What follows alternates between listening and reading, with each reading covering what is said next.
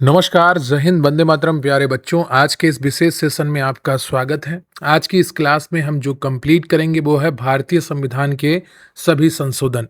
ये बहुत ही important class है। चाहे आप लोअर पीसीएस की तैयारी कर रहे हो, इलाहाबाद हाई कोर्ट की तैयारी कर रहे हो, या फिर आने वाले पीईटी एग्जाम 2026 की तैयारी करने वाले हो, एसएससी की परीक्षाओं के लिए भी ये बहुत ही इंपॉर्टेंट टॉपिक है। यहाँ से बार बार परीक्षाओं में प्रश्न बनते ही हैं। तो इन सभी टॉपिक्स को अच्छे तरीके से कवर करने के लिए आप हमारे साथ बने रहिएगा।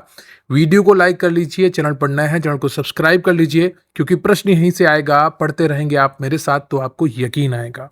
रही बात आज के इस वीडियो के पीडीएफ की या हमारे चैनल पर उपलब्ध अन्य कंटेंट की पीडीएफ की, स्क्रीन पर आपको एक व्हाट्सएप नंबर दिख रहा है जहां पर आपको व्हाट्सएप मैसेज करना है अपने एग्जाम के साथ में, और हम आपको सभी पीडीएफ्स बहुत कम कीमत में बहुत अच्छे तरीके से उपलब्ध कराएंगे। थ्योरी नोट्स भी होंगे, वन लाइनर्स भी होंगे, पीवाईक्यूज एमसीक्यूज भी होंगे, जिससे आपकी एग्जाम की तैयारी बहुत आसान, बहुत ही सुव्यवस्थित हो जाएगी। तो चलिए शुरू करते हैं आज का ये सेशन। इससे पहले कि आपका टॉपिक शुरू हो, आज हम बात करने वाले हैं यूपी ट्रिपल एससी सहायक बोरिंग तकनीशियन की बेस्ट बुक के बारे में, जो चच्चू प्रकाशन की है। इस बुक में आपको आपके नए एग्जाम पैटर्न के अनुसार 25 प्रैक्टिस सेट मिलने वाले हैं, और यहां पर यह बुक है जो आपके सिलेबस के अकॉर्डिंग डिजाइन की गई है। पूरा एग्जाम पैटर्न आपको यहां पर स्क्रीन पर दिख जाएगा। 100 प्रश्न होंगे, 100 अंकों के होंगे, और सबसे अच्छी बात यह है यहां पर कि आपको यहां पर 5 ऑप्शन वाला पैटर्न मिलने वाला है, जो सामान्यतः अन्य बुकों में अभी नहीं मिल रहा है। पहला प्रश्न आप देख सकते हैं प्रैक्टिस सेट 1 का, फोकस दूरी क्या, एसआई इकाई क्या है, आपसे पूछा गया है। दूसरा प्रश्न है कि निम्नलिखित में से किसकी कोई इकाई नहीं है। सभी 100 प्रश्नों की यहां पर आंसर की दी गई है, उसके बाद व्याख्या सहित उत्तर भी दिए गए हैं। पहले प्रश्न का उत्तर है कि फोकस दूरी की एसआई इकाई मीटर होती है। दूसरे प्रश्न का सही आंसर बी है, और यहां पर बताया गया है कि घनत्व का मात्रक किलोग्राम प्रति मीटर क्यूब होता है, दाब का मात्रक न्यूटन प्रति मीटर स्क्वायर अथवा पास्कल होता है, विस्थापन का मीटर होता है, और यह भी बताया गया है कि सापेक्षिक घनत्व की कोई इकाई नहीं होती है, क्योंकि सापेक्षिक घनत्व 2 1 जैसी इकाइयों का अनुपात होता है। तो ये आपके नए सिलेबस पैटर्न पर आधारित किताब है। अगर आप लेना चाहते हैं तो डिस्क्रिप्शन बॉक्स में आपको लिंक मिल जाएगा, या फिर आप नजदीकी बुक स्टॉल से भी जाकर ये किताब खरीद सकते हैं। तो यूपी के और कंप्यूटर की प्रैक्टिस का ये अगला सेशन है, और यहाँ पर हम शुरुआत करते हैं कंप्यूटर के क्वेश्चन नंबर 1 से। क्वेश्चन नंबर 1 है आपका कि कंप्यूटर नेटवर्किंग में जब कोई कंप्यूटर क्लाइंट पहली बार नेटवर्क से जुड़ता है या बूट होता है, तो उसे गतिशील रूप से यानी कि डायनामिकली आईपी पता और अन्य नेटवर्क कॉन्फ़िगरेशन पैरामीटर प्रदान करने के लिए मुख्य रूप से किस प्रोटोकॉल का उपयोग किया जाता है, जो पुराने बूट स्ट्रैप प्रोटोकॉल का उन्नत संस्करण है। तो यहाँ पर जो सही उत्तर है आपका वो है option B, DHCV, DHCP dynamic host configuration protocol एक नेटवर्क प्रबंधन प्रोटोकॉल है जिसका उपयोग नेटवर्क पर उपकरणों को स्वचालित रूप से आईपी पते और अन्य संचार पैरामीटर जैसे subnet mask, default gateway assign करने के लिए किया जाता है। ये पुराने बूट स्ट्रैप प्रोटोकॉल का स्थान लेता है, और नेटवर्क एडमिनिस्ट्रेटर्स के लिए प्रत्येक डिवाइस पर मैनुअल रूप से आईपी पता दर्ज करने की आवश्यकता को समाप्त करता है। डीएनएस डोमेन नामों को आईपी पतों में बदलता है, जबकि एआरपी का उपयोग आईपी पते से मैक पते का पता लगाने के लिए किया जाता है। अगला प्रश्न है आपका कि निम्नलिखित में से किसे रॉबर्ट नायस के साथ स्वतंत्र रूप से इंटीग्रेटेड सर्किट के सह आविष्कारक के रूप में मान्यता प्राप्त है, जिसने कंप्यूटर की तीसरी पीढ़ी में क्रांति ला दी। तो सही उत्तर है आपका यहाँ पर ऑप्शन ए, जैक किल्बी। वर्ष 1958 में टेक्सास इंस्ट्रूमेंट्स के जैक किल्बी ने जर्मेनियम का उपयोग करके पहला वर्किंग इंटीग्रेटेड सर्किट बनाया। लगभग उसी समय फेयरचाइल्ड सेमीकंडक्टर के रॉबर्ट नायस ने सिलिकॉन का उपयोग करके आईसी का विकास किया, जो अधिक व्यावहारिक था। इंटीग्रेटेड सर्किट चिप्स का उपयोग ने वैक्यूम ट्यूब और ट्रांजिस्टर की जगह ले ली, जिससे कंप्यूटर छोटे, तेज और अधिक विश्वसनीय बन गए। जैक किल्बी को वर्ष 2000 में भौतिकी के नोबेल पुरस्कार से भी सम्मानित किया गया था। अगला प्रश्न है आपका कि इंटरनेट प्रोटोकॉल के संदर्भ में ईमेल प्राप्त करने वाले 2 प्रमुख प्रोटोकॉल आईएमएपी और पीओपी3 के संबंध में निम्नलिखित कथनों पर विचार करें। उम्मीद करता हूं यह प्रश्न आपको रट चुका होगा, और इससे जुड़ा हुआ कोई भी प्रश्न आपसे गलत नहीं होगा, क्योंकि बहुत बार मैं इसका रिवीजन आपको करवा चुका हूं। पीओपी3 यानी कि डिफ़ॉल्ट रूप से ईमेल को स्थानीय डिवाइस पर डाउनलोड करता है और उन्हें सर्वर से स्थायी रूप से हटा देता है। IMAP ईमेल को सर्वर पर सुरक्षित रखता है और विभिन्न उपकरणों डिवाइसेस के बीच वास्तविक समय में ईमेल को सिंक करने की अनुमति देता है। तो सही उत्तर है आपका यहाँ पर ऑप्शन सी। ये दोनों सही हैं। जो देखिए POP3 है, ये पुराना वर्जन है और ये आपका टेम्परेरी मेल सर्विस जो होती है उसमें प्रयोग लाया जाता है। और IMAP है, जैसे आपकी जीमेल है, इस प्रकार की ईमेल सर्विस में उपयोग में लाया जाता है, जहां पर आप ईमेल को एक साथ कई डिवाइस पर सिंक कर सकते हैं और वो सर्वर पर बना रहता है। POP3 यानी कि पोस्ट ऑफिस प्रोटोकॉल वर्जन 3 एक तरफा डाउनलोड प्रोटोकॉल है। यह मुख्य रूप से उन उपयोगकर्ताओं के लिए डिजाइन किया गया था जो केवल एक ही कंप्यूटर पर ईमेल चेक करते हैं। डाउनलोड होने के बाद ईमेल सर्वर से डिलीट हो जाते थे। IMAP internet message access protocol का आधुनिक और उन्नत प्रोटोकॉल है जो सर्वर पर ईमेल को स्टोर रखता है। ये मोबाइल, टैबलेट और डेस्कटॉप जैसे कई उपकरणों पर ईमेल को सिंक करने की सुविधा देता है। ईमेल भेजने के लिए SMTP simple mail transfer protocol का उपयोग किया जाता है, जबकि प्राप्त करने के लिए IMAP और POP3 का उपयोग होता है। वेब ब्राउजिंग के दौरान कौन सा प्रोटोकॉल डिजिटल प्रमाण पत्रों का उपयोग करके सर्वर को प्रमाणित करता है और कंप्यूटर नेटवर्क पर सुरक्षित संचार के लिए पेलोड को एन्क्रिप्ट करता है? तो यहाँ पर जो सही उत्तर है आपका वो हो जाएगा option B, HTTPS। Hyper text transfer protocol secure एक संचार प्रोटोकॉल है जिसे इंटरनेट पर सुरक्षित डेटा ट्रांसफर के लिए उपयोग किया जाता है। यह मानक STT पर आधारित है, लेकिन इसमें सुरक्षा के लिए SSL, TLS, secure socket layer, transport layer, security encryption का जोड़ा गया है।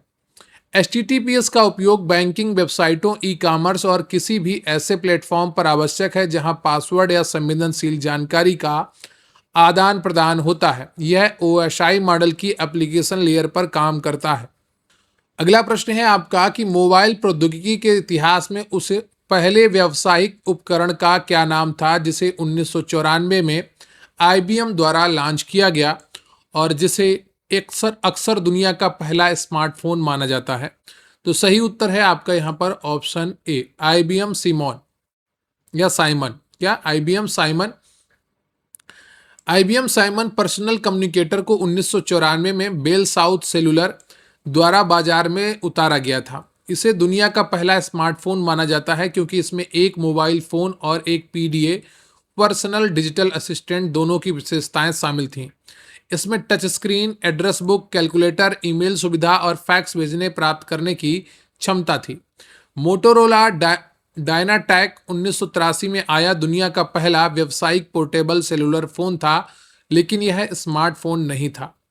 अगला प्रश्न है आपका कि लेजर प्रिंटर की कार्यप्रणाली के संदर्भ में वह मुख्य घटक कौन सा है जो एक इलेक्ट्रॉनिक चार्ज धारण करता है जिसे लेजर बीम द्वारा छवि बनाने के लिए चुनिंदा रूप से डिस्चार्ज किया जाता है?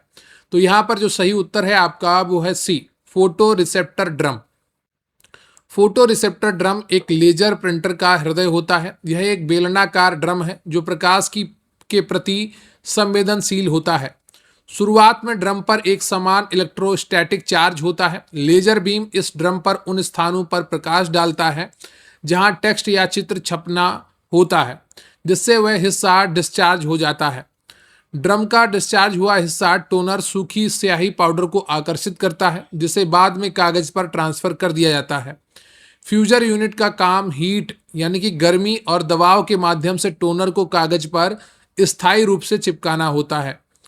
अगला प्रश्न है आपका कि MS वर्ड में यदि आप अपने दस्तावेज में स्मार्ट आर्ट, चार्ट या बुकमार्क जोड़ना चाहते हैं तो आपको रिबन के किस मुख्य टैब का उपयोग करना होता है?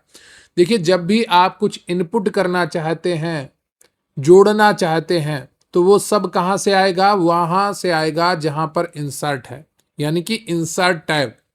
बी ऑप्शन आपका यहाँ पर सही हो जाएगा। MS वर्ड में इंसर्ट यानी कि डालना, शामिल करना टैब का उपयोग दस्तावेज में किसी भी नई वस्तु को जोड़ने के लिए किया जाता है। इस टैब के अंतर्गत आप टेबल्स, चित्र, shapes, smart art, chart, hyperlink, bookmark, header, footer और पेज नंबर आदि डाल सकते हैं। डिजाइन टैब दस्तावेज की थीम और पेज बैकग्राउंड जैसे वाटरमार्क को बदलने के लिए होता है, जबकि लेआउट टैब मार्जिन, ओरिएंटेशन और पेज साइज सेट करने के लिए होता है। एमएस एक्सेल में गोल सीक फीचर, जो किसी विशिष्ट लक्ष्य परिणाम को प्राप्त करने के लिए आवश्यक इनपुट मूल्य का पता लगाने में मदद करता है, किस टैब और ग्रुप के अंतर्गत स्थित होता है? तो यहाँ पर जो सही उत्तर है आपका वो है A, data tab. What if analysis data tools group. Goal seek MS Excel का एक अत्यंत शक्तिशाली टूल है जो रिवर्स कैलकुलेशन करता है। यह देखने के लिए उपयोग किया जाता है कि एक फार्मूले के परिणाम को अपनी इच्छित मान तक पहुंचाने के लिए फार्मूले के किसी एक इनपुट सेल को किस मान पर सेट किया जाना चाहिए। यह टूल डेटा टैब में डेटा टूल्स ग्रुप के अंतर्गत मौजूद what if analysis drop down menu में स्थित होता है। अगला प्रश्न है आपका कि आधुनिक ऑपरेटिंग सिस्टम में मेमोरी को सुरक्षा और स्थिरता देने के लिए कर्नेल स्पेस और यूजर स्पेस में विभाजित किया जाता है। निम्नलिखित में से कौन सा कथन कर्नेल स्पेस का सबसे अच्छा वर्णन करता है? तो 4 ऑप्शन दिए गए हैं, 5वां है इनमें से कोई नहीं और सही ऑप्शन है आपका बी। ये एक विशेषाधिकार प्राप्त क्षेत्र है जो विशेष रूप से ओएस कोर, हार्डवेयर ड्राइवर्स और सिस्टम एक्सटेंशन चलाने के लिए आरक्षित होता है। कर्नेल स्पेस मेमोरी का वह संरक्षित हिस्सा है जहां ऑपरेटिंग सिस्टम का मुख्य भाग, कर्नेल, डिवाइस ड्राइवर और अन्य विशेषाधिकार प्राप्त सिस्टम प्रक्रियाएं चलती हैं। ये क्षेत्र उपयोगकर्ताओं के एप्लीकेशन द्वारा सीधे एक्सेस नहीं किया जा सकता है। ऐसा सिस्टम को क्रैश और दुर्भावनापूर्ण सॉफ्टवेयर से बचाने के लिए किया जाता है। दूसरी ओर यूजर स्पेस वह मेमोरी क्षेत्र है जहां वर्ड प्रोसेसर, वेब ब्राउजर और गेम्स जैसे उपयोगकर्ता एप्लीकेशन चलाए जाते हैं। अगला प्रश्न है आपका कि कंप्यूटर नेटवर्किंग प्रोटोकॉल और उनके पूर्ण रूपों के संदर्भ में निम्नलिखित सूचियों को मिलान करें। तो मिलान करना बहुत आसान है। पहला तो आपका सुमेलित है और दूसरा आपका पहला आपका तीसरा होगा एसएमटीपी यानी कि सिंपल मेल ट्रांसफर प्रोटोकॉल। दूसरा बी जो है आपका वो पहला होगा एसएनएमपी यानी कि सिंपल नेटवर्क मैनेजमेंट प्रोटोकॉल और यूडीपी का हो जाएगा यूजर डेटाग्राम प्रोटोकॉल। मिलान उतना जरूरी नहीं है जितना इनका अर्थ समझना, क्योंकि परीक्षा में अर्थ से जुड़ा हुआ प्रश्न बनता है। SMTP simple mail transfer protocol है। ये ईमेल भेजने के लिए उपयोग किया जाने वाला मुख्य प्रोटोकॉल है। इसके बारे में हम काफ़ी चर्चा कर चुके हैं। सिंपल नेटवर्क मैनेजमेंट प्रोटोकॉल, इसका उपयोग नेटवर्क पर राउटर, स्विच और अन्य उपकरणों के प्रबंधन और निगरानी के लिए किया जाता है। यूडीपी यूजर डाटाग्राम प्रोटोकॉल, यह ओएसआई मॉडल की ट्रांसपोर्ट लेयर का एक कनेक्शन लेस प्रोटोकॉल है जो तेज लेकिन अविश्वसनीय डेटा ट्रांसफर जैसे वीडियो स्ट्रीमिंग के लिए जाना जाता है। तो यूडीपी जो है वो वीडियो स्ट्रीमिंग के लिए जाना जाता है। ये तेज ट्रांसफर करता है लेकिन ये गारंटी नहीं देता है, ठीक है, डेटा डिलीवरी की। अगला प्रश्न है आपका कि आर्टिफिशियल इंटेलिजेंस के क्षेत्र में निम्नलिखित में से कौन सा कथन मशीन लर्निंग और डीप लर्निंग के बीच सबसे सटीक अंतर स्पष्ट करता है? तो सही उत्तर है आपका ऑप्शन सी। डीप लर्निंग कच्चे डेटा से स्वचालित रूप से विशेषताएं निकालने के लिए कई छिपी हुई परतों वाले कृत्रिम तंत्रिका नेटवर्क पर निर्भर करता है। डीप लर्निंग मशीन लर्निंग का ही एक उन्नत सब फील्ड है। पारंपरिक मशीन लर्निंग में प्रोग्रामर को डेटा की विशेषताओं को मैनुअल रूप से एल्गोरिथम को बताना पड़ता था। डीप लर्निंग में कृत्रिम तंत्रिका नेटवर्क का उपयोग होता है जिसमें कई परतें होती हैं। यह नेटवर्क कच्चे डेटा जैसे चित्र, ध्वनि, अव्यवस्थित टेक्स्ट को संसाधित कर स्वचालित रूप से जटिल विशेषताएं सीख लेता है। अगला प्रश्न है आपका कि अपाचे हडूप जैसे जो बिग डेटा प्रोसेसिंग के लिए एक प्रमुख ओपन सोर्स फ्रेमवर्क है, मुख्य रूप से किन 2 मूल घटकों से बना है? तो जो अपाचे हडूप है ये आपका बना है HDFS और मैप रेड्यूस से। HDFS का मतलब है हडूप डिस्ट्रीब्यूटेड फाइल सिस्टम। यह हडूप का स्टोरेज घटक है जो डेटा को क्लस्टर के कई नोड्स में वितरित और सुरक्षित रूप से संग्रहित करता है। अगला है आपका मैप रेड्यूस। यह हडूप का प्रोसेसिंग इंजन है। यह एक प्रोग्रामिंग मॉडल है जो विशाल डेटा को छोटे टुकड़ों में बांटता है और समानांतर प्रोसेसिंग करके उन्हें एक परिणाम में मिलाता है।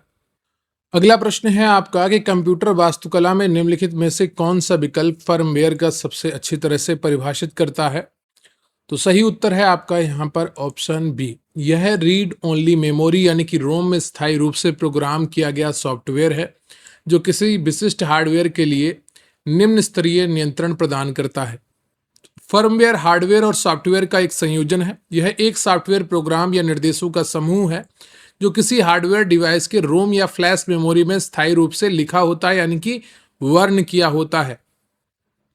यह डिवाइस को यह निर्देश देता है कि उसे अन्य हार्डवेयर के साथ कैसे संचार करना है और कैसे काम करना है। उदाहरण के लिए कंप्यूटर का बायोस, यूईएफआई, रिमोट कंट्रोल का प्रोग्राम या वॉशिंग मशीन का लॉजिक। इसे फर्म इसलिए कहा जाता है क्योंकि इसे बार बार बदलना आसान नहीं होता है। हालांकि आधुनिक उपकरणों में फ्लैश मेमोरी के कारण इसे अपडेट किया जा सकता है। अगला प्रश्न है आपका कि आर्टिफिशियल इंटेलिजेंस, एआई और मशीन लर्निंग के संदर्भ में वर्ष 2014 में जनरेटिव एडवर्सरियल नेटवर्क की अवधारणा किसने पेश की, जो एक ऐसा ढांचा है जहां दो न्यूरल नेटवर्क यथार्थवादी नया डेटा उत्पन्न करने के लिए एक दूसरे से प्रतिस्पर्धा करते हैं। तो सही उत्तर है आपका option C, Ian Goodfellow. Generative adversarial networks deep learning में एक बहुत ही महत्वपूर्ण मील का पत्थर है। इसे 2014 में कंप्यूटर वैज्ञानिक इयान गुडफेलो और उनके सहयोगियों द्वारा विकसित किया गया था। जीएएन में दो न्यूरल नेटवर्क होते हैं, जनरेटर जो नकली डेटा तस्वीरें बनाता है और डिस्क्रिमिनेटर जो यह पता लगाने की कोशिश करता है कि डेटा असली है या जनरेट किया गया नकली डेटा। इस प्रतिस्पर्धा के परिणाम स्वरूप मॉडल इतनी यथार्थवादी छवियां या ऑडियो उत्पन्न करना सीख जाता है जो बिल्कुल असली प्रतीत होते हैं, जैसे डीप फेक तकनीकी इसी पर आधारित है। अगला प्रश्न है आपका कि माइक्रोसॉफ्ट एक्सेल के ऐतिहासिक विकास के संबंध में निम्नलिखित में से कौन सा कथन तथ्यात्मक रूप से सत्य है। तो चार ऑप्शन दिए गए हैं और एक सही है और वो है आपका ऑप्शन बी। माइक्रोसॉफ्ट एक्सेल का सबसे पहला संस्करण एक्सेल 1.0 वर्ष 1985 में विशेष रूप से एप्पल मैकिन्टॉश के लिए जारी किया गया था।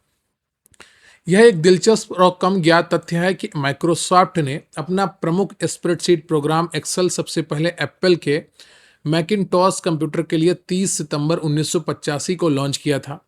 विंडोज के लिए एक्सेल का पहला संस्करण इसके 2 साल बाद 1987 में जारी किया गया था। माइक्रोसॉफ्ट का पहला स्प्रेडशीट प्रोग्राम मल्टीप्लान था, लेकिन वह सीपीएम और एमएस डॉस पर चलता था, न कि एक्सेल का पुराना नाम था। एक्सेल को शुरुआत से ही जीयूआई यानी कि ग्राफिकल यूजर इंटरफेस के साथ बनाया गया था। अब हम बात करेंगे यूपी जीके की, जहां से प्रश्न आपकी परीक्षा में 20 आएंगे और इन 20 प्रश्नों को तैयार करना बहुत ज़्यादा ज़रूरी है क्योंकि ये आपके पेपर का बहुत बड़ा हिस्सा है। प्रश्न है आपका कि उत्तर प्रदेश बजट 2026-27 के संदर्भ में निम्नलिखित कथनों पर विचार करें। वित्तीय वर्ष 2026-27 के लिए राज्य का कुल बजट 9.12 लाख करोड़ रुपए से अधिक है, जो पिछले बजट से लगभग 12.9% अधिक है।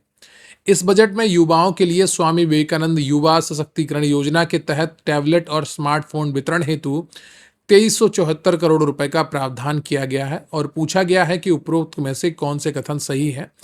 तो मुझे लगता है कि आपके ये दोनों कथन सही है और आपका सी ऑप्शन ही सही है।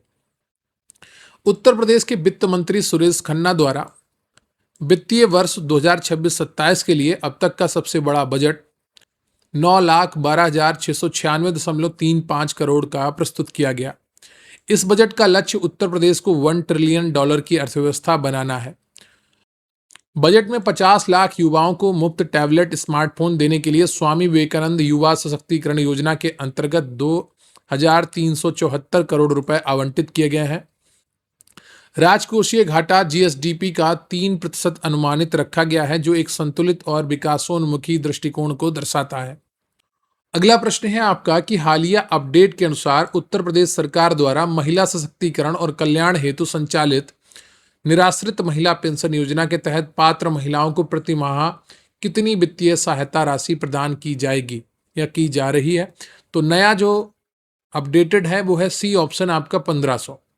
उत्तर प्रदेश सरकार ने एक बड़ा फैसला लेते हुए निराश्रित महिला पेंशन योजना, जो विशेषकर विधवा महिलाओं के लिए है, की राशि को 1000 से बढ़ाकर 1500 रुपए प्रति माह कर दिया है और यह बढ़ी हुई दरें अप्रैल 2026 से प्रभावी मानी गई हैं। इस योजना का उद्देश्य उन निराश्रित महिलाओं जिनके पति का निधन हो गया है को आर्थिक संबल प्रदान करना है ताकि वे आत्मनिर्भरता से जीवन यापन कर सकें। वित्तीय वर्ष 2026-27 के बजट में महिला सशक्तिकरण के तहत इस प्रकार की पेंशन और कल्याणकारी योजनाओं के लिए विशेष बजटीय प्रावधान किए गए हैं। अगला प्रश्न है आपका कि भारतीय राष्ट्रीय कांग्रेस के उत्तर प्रदेश तत्कालीन संयुक्त प्रांत के इलाहाबाद में आयोजित ऐतिहासिक अधिवेशनों के संदर्भ में निम्नलिखित सूचियों का मिलान करें। तो जो इलाहाबाद वर्तमान प्रयागराज में अधिवेशन हुए थे, उनकी अध्यक्षता किसने की थी, ये आपसे पूछा गया है और इसका मिलान करना है आपको। यहाँ पर जो सही उत्तर है आपका वो है आपका ए। 1888 का अधिवेशन इलाहाबाद में होता है। इसकी अध्यक्षता जॉर्ज यूल करते हैं, जो कि एक अंग्रेज थे। वे भारतीय राष्ट्रीय कांग्रेस के अध्यक्ष बनने वाले पहले गैर भारतीय यानी कि अंग्रेज थे। 1892 का अधिवेशन इलाहाबाद में होता है और इसकी अध्यक्षता व्योमेश चंद्र बनर्जी ने की थी, जो कांग्रेस के पहले अधिवेशन 1885 के भी अध्यक्ष रहे थे। 1910 का अधिवेशन भी इलाहाबाद में होता है और इसकी अध्यक्षता सर विलियम बेडर वन ने की थी। अगला प्रश्न है आपका कि भारतीय राष्ट्रीय कांग्रेस के कानपुर अधिवेशन के संबंध में निम्नलिखित कथनों पर विचार करें।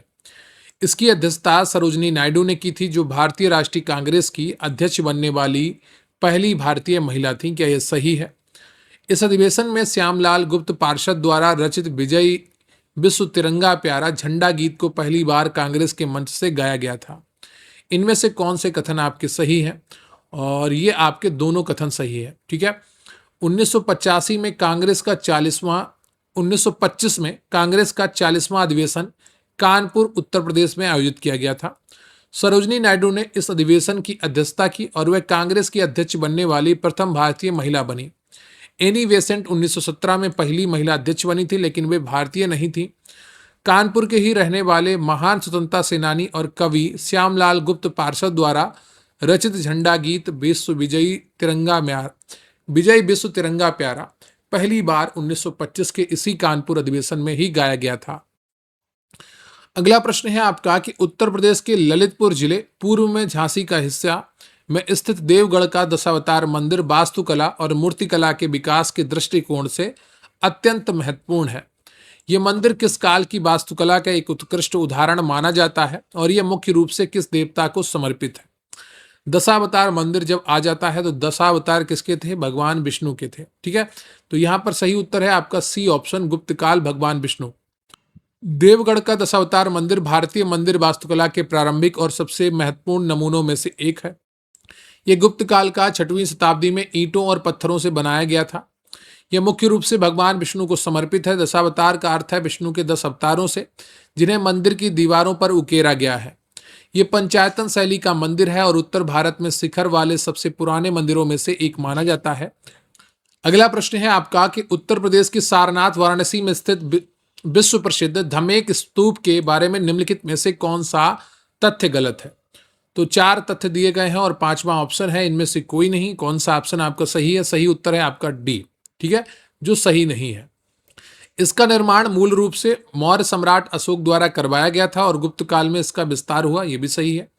यह ईंटों और प्रस्तर खंडों यानी कि पत्थरों से बना एक विशाल ठोस बेलनाकार ढांचा है। यह ठीक उसी स्थान को चिन्हित करता है जहां भगवान बुद्ध ने अपने पहले 5 शिष्यों का अपना प्रथम उपदेश धर्मचक्र प्रवर्तन दिया था। तो प्रथम उपदेश देने की घटना क्या कहलाई थी? धर्मचक्र प्रवर्तन कहलाई थी। डी गलत है, क्योंकि जिस स्तूप के शीर्ष पर हुमायूं की याद में अकबर द्वारा अष्टकोणीय मीनार बनवाई गई थी वह सारनाथ का चौखंडी स्तूप है, धम्मेक स्तूप नहीं है। धम्मेक स्तूप 43.6 मीटर ऊंचा और 28 मीटर व्यास वाला एक विशाल बेलनाकार स्तूप है। इसके निचले हिस्से में गुप्तकालीन बेहतरीन नक्काशी मौजूद है। मानता है कि धम्मेक स्तूप बड़ी सटीक जगह है, वही सटीक जगह है जहां बुद्ध ने आत्मज्ञान के बाद अपना पहला उपदेश दिया था। तो धम्मेक स्तूप कहां पर है? वहां पर है जहां ने बुद्ध ने आत्मज्ञान के बाद में अपना पहला उपदेश दिया था और पहला उपदेश देने की घटना क्या कहलाई थी? धर्मचक्र प्रवर्तन कहलाई थी। अगला प्रश्न है आपका कि उत्तर प्रदेश के पारंपरिक लोक नृत्यों और शास्त्रीय नृत्यों के संदर्भ में निम्नलिखित कथनों पर विचार करें। लोक नृत्यों और शास्त्रीय नृत्यों से जुड़े हुए इतने प्रश्न मैंने कराए हैं आपको, अगर उनको आपने एक एक बार भी देखा होगा तो निश्चित रूप से अभी तक आपको सारे नृत्य याद हो गए होंगे और कोई भी प्रश्न आपका गलत नहीं होगा। चरकुला ब्रिज क्षेत्र का एक पारंपरिक लोक नृत्य है जिसमें मुख्य रूप से महिला नर्तक अपने सिर पर 108 तेल के दीपकों का एक बहुस्तरीय लकड़ी का पिरामिड रखकर कृष्ण की गीतों पर नृत्य करती हैं। क्या ये सही है? बिल्कुल सही है।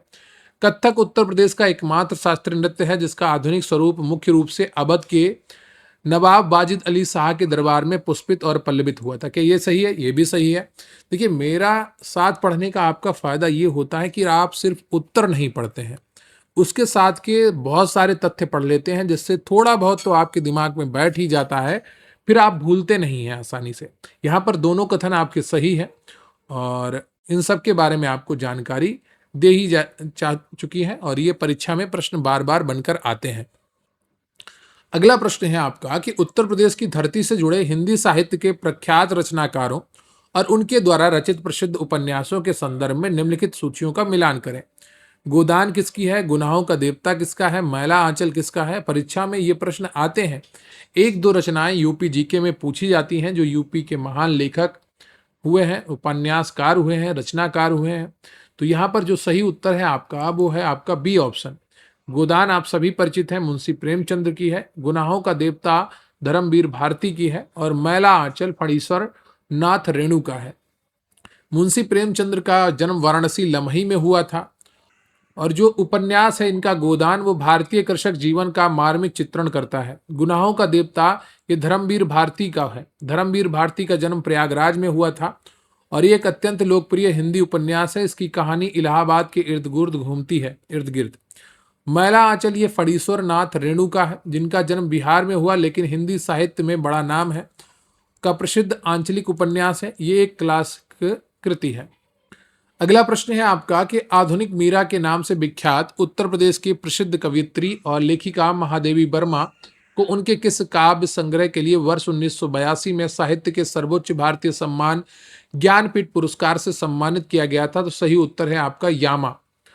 महादेवी वर्मा हिंदी साहित्य में छायावादी युग की चार प्रमुख स्तंभों में से एक मानी जाती हैं। अन्य तीन स्तंभों की बात करें तो जयशंकर प्रसाद हैं, सूर्यकांत त्रिपाठी निराला हैं और सुमित्रा नंदन पंत हैं। यामा महादेवी वर्मा का एक प्रसिद्ध कविता संग्रह है जो 1936 में प्रकाशित हुआ था। इसमें उनके चार पूर्व प्रकाशित कविता संग्रह निहार, रश्मि, निर्जा और सांद गीत शामिल हैं। इसी उत्कृष्ट कृति यामा के लिए उन्हें 1982 में ज्ञानपीठ पुरस्कार से नवाजा गया था। वे फर्रुखाबाद उत्तर प्रदेश में जन्मी थी। अगला प्रश्न है आपका कि उत्तर प्रदेश के भूगोल के संदर्भ में यमुना नदी की प्रमुख सहायक नदियों और उनके उत्तर प्रदेश में संगम स्थल के संदर्भ में सूची का सही से मिलान करें। वेतवा नदी कहाँ पर मिलती है? चंबल नदी कहाँ पर मिलती है? केन नदी कहाँ पर मिलती है? आपसे पूछा गया है और यहाँ पर सही उत्तर है आपका ऑप्शन ए। चंबल नदी इटावा, मुरादगंज, पंचनदा के पास मिलती है। बेतवा नदी हमीरपुर में मिलती है और केन नदी बांदा, भोजहा, चिल्ला के पास मिलती है। चंबल नदी यह यमुना की सबसे बड़ी सहायक नदी है जो इटावा जिले के पास मुरादगंज, पंचनदा, यमुना से मिलती है। यह बीहड़ बनाने के लिए प्रसिद्ध है। और बेतवा नदी यह मध्य प्रदेश से निकलकर उत्तर प्रदेश में ललितपुर, झांसी होते हुए बहती है और हमीरपुर जिले के पास यमुना में मिल जाती है। केन नदी यह कैमूर पहाड़ियों से निकलती है और बांदा जिले में भोजहा के पास यमुना नदी में विसर्जित होती है। अगला प्रश्न है आपका कि उत्तर प्रदेश के अपवाह तंत्र में गंगा नदी में मिलने वाली सहायक नदियों के संबंध में निम्नलिखित कथनों पर विचार करें। गोमती और घाघरा, सरयू उत्तर प्रदेश में गंगा नदी के बाएं किनारे पर मिलने वाली प्रमुख सहायक नदियां हैं। यमुना और टोंस तमसा उत्तर प्रदेश में गंगा नदी के दाएं किनारे पर मिलने वाली प्रमुख सहायक नदियां हैं और सही उत्तर है आपका सी। ये दोनों कथन आपके सही हो जाते हैं। गंगा नदी उत्तराखंड से निकलकर बंगाल की खाड़ी तक बहती है। जिस दिशा में यह नदी बहती है उसके अनुसार दायां और बायां किनारा तय होता है। बाएं किनारे की नदियों में रामगंगा, गोमती, घाघरा, राप्ती और गंडक मुख्य रूप से उत्तर हिमालयी दिशा से आती हैं। दाएं किनारे की नदियों की बात करें तो यमुना प्रयागराज में संगम, टोंस सिरसा प्रयागराज के पास और सोन पटना के पास गंगा के दाएं किनारे से मिलती हैं जो मुख्य रूप से प्रायद्वीपीय पठार से आती हैं। अगला प्रश्न है आपका कि उत्तर प्रदेश में स्थित प्रमुख बांधों और उनसे संबंधित नदियों के संदर्भ में निम्नलिखित में से कौन सा बांध बेतवा नदी पर स्थित नहीं है? तो सही उत्तर है आपका यहाँ पर रिहंद बांध। रिहंद बांध बेतवा नदी पर नहीं है बल्कि रिहंद नदी सोन नदी की सहायक नदी पर स्थित है। ये उत्तर प्रदेश के सोनभद्र जिले के पिपरी नामक स्थान पर बना है। राजघाट बांध यूपी और एमपी की संयुक्त परियोजना है। माता टीला बांध ललितपुर में है और परीक्षा बांध झांसी में है। ये तीनों ही महत्वपूर्ण बांध बेतवा नदी पर बने हैं। बेतवा नदी पर निर्मित परियोजनाओं से बुंदेलखंड क्षेत्र में सिंचाई की व्यापक व्यवस्था होती है। अगला प्रश्न है आपका कि गोविंद बल्लभ पंत सागर जो आयतन के हिसाब से भारत की सबसे बड़ी कृत्रिम झील है, उत्तर प्रदेश के किस जिले में स्थित है और इसका जल ग्रहण क्षेत्र किस अन्य राज्य तक विस्तृत है? तो सही उत्तर है आपका यहाँ पर ऑप्शन बी, सोनभद्र मध्य प्रदेश में। गोविंद बल्लभ पंत सागर का निर्माण सोनभद्र जिले पिपरी में रिहंद नदी पर बांध बनाने के कारण हुआ है। ये भारत की सबसे बड़ी कृत्रिम झील है। इस झील का पानी उत्तर प्रदेश के सोनभद्र और मध्य प्रदेश के सिंगरौली जिले की सीमाओं में फैला हुआ है। इसका नामकरण उत्तर प्रदेश के प्रथम मुख्यमंत्री भारत रत्न पंडित गोविंद बल्लभ पंत जी के नाम पर किया गया। ये क्षेत्र एनटीपीसी के थर्मल पावर प्लांट्स को जल आपूर्ति करता है। अगला प्रश्न है आपका कि उत्तर प्रदेश के भू आकृतिक विभाजन के संदर्भ में भाबर क्षेत्र की मृदा और स्थलाकृति विशेषताओं के बारे में कौन सा कथन पूर्णतः सत्य है? तो एक ही कथन सत्य है। सही उत्तर है आपका ऑप्शन बी।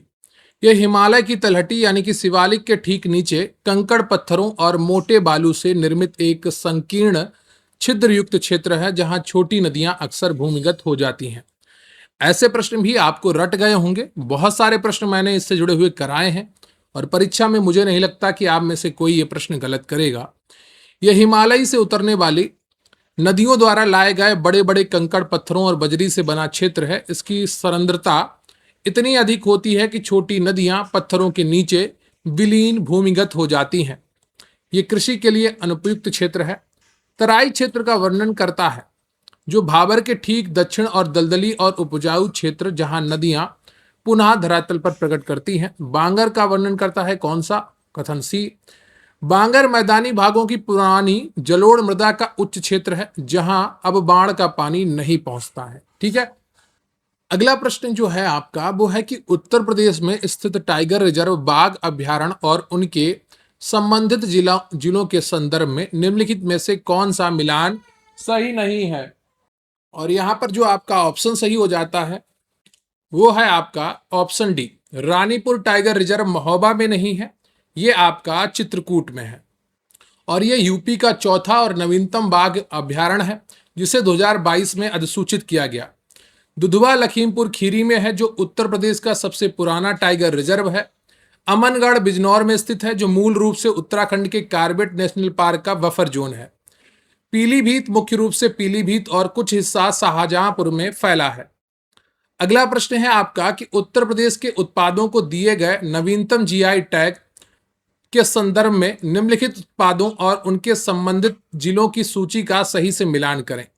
तिरंगा बर्फी, जरी पोशाक, बिगुल वाद्य यंत्र। तो यहां पर जो सही उत्तर है आपका वो कौन सा होगा?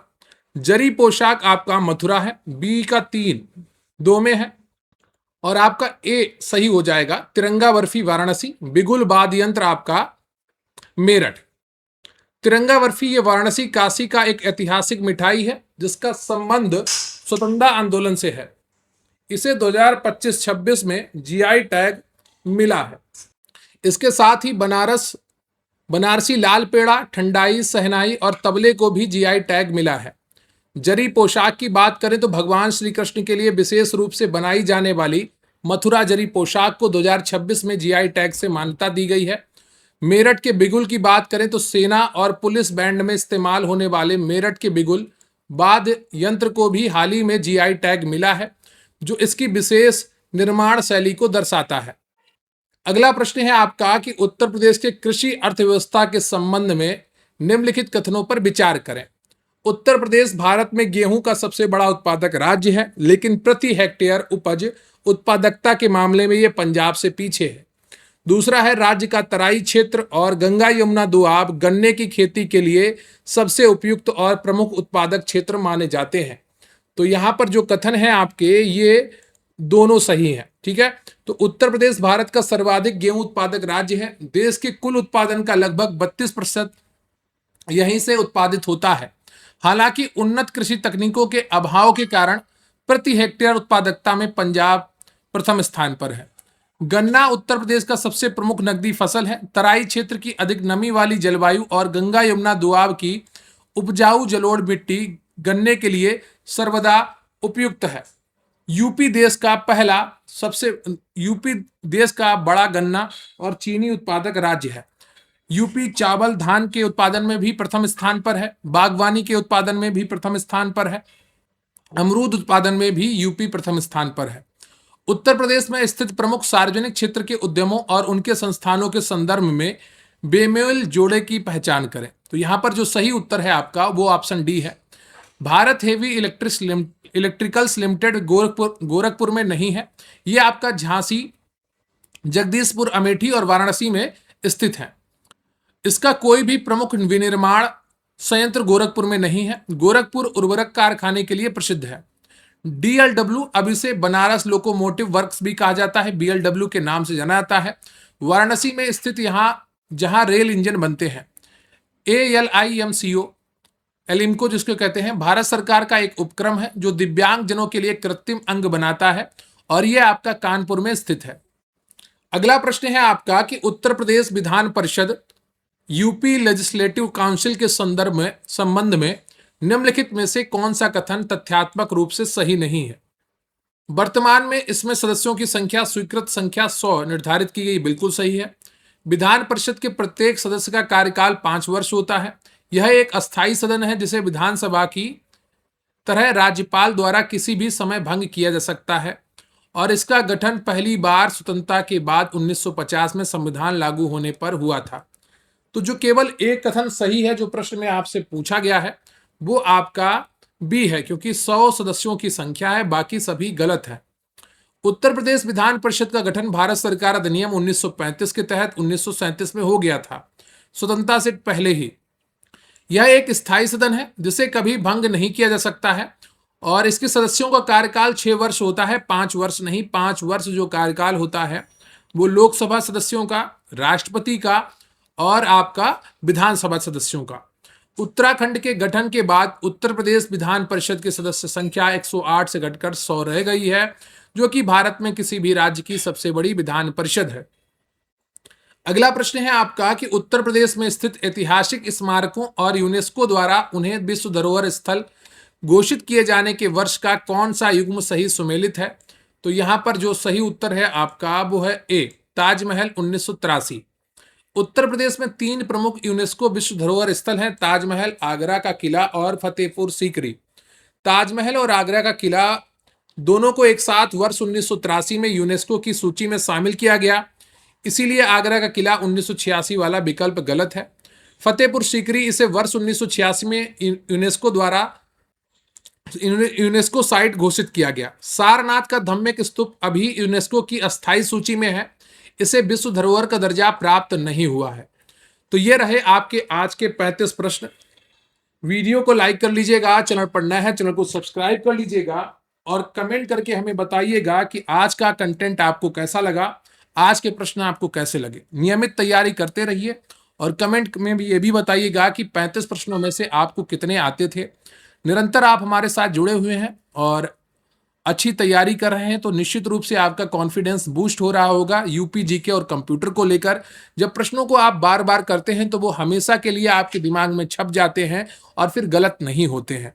प्रश्नों की भाषा भी पढ़िए ताकि आपको उनसे जुड़ी हुई थोड़ी बहुत जानकारी आपके दिमाग में हमेशा के लिए छपे और परीक्षा हाल में आप डाउट में ना आए कि ये प्रश्न सही है कि नहीं है, आपको आ रहा है कि नहीं आ रहा है। अगर आप हमारे साथ जुड़ना चाहते हैं और हमारे नोट्स पाना चाहते हैं, आज की इस वीडियो का PDF पाना चाहते हैं, तो स्क्रीन पर आपको व्हाट्सएप नंबर दिख रहा है जहां पर आप मैसेज करके हमारे साथ जुड़ सकते हैं और सुव्यवस्थित नोट्स प्राप्त कर सकते हैं। आज के लिए बस इतना ही, मिलते हैं फिर किसी अन्य वीडियो में, तब तक के लिए जय हिंद, जय भारत।